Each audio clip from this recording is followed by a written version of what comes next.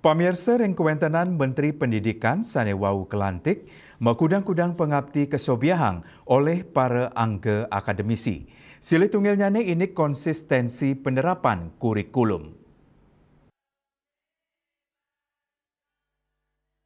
Pengabdin ring bidang pendidikan taler kawadarang oleh para akademisi majang Menteri Pendidikan Sane Wau Melantik.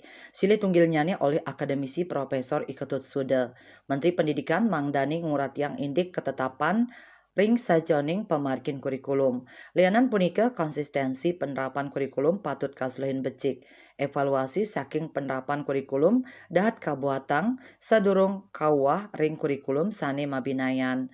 Guru miwah para dosen taler kaabtiang uleng ring sajoning makarya sapisanan mangde kauratiang indik nincapang kasukertan para tenaga pendidik.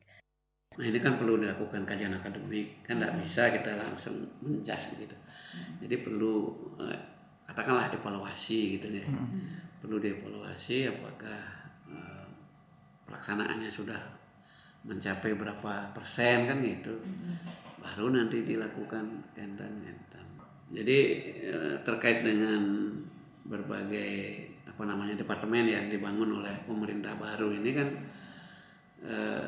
yang terpenting sebenarnya bagaimana kinerja dari masing-masing menteri itu betul-betul real gitu ya, tidak hanya berdasarkan teks-teks ideal gitu.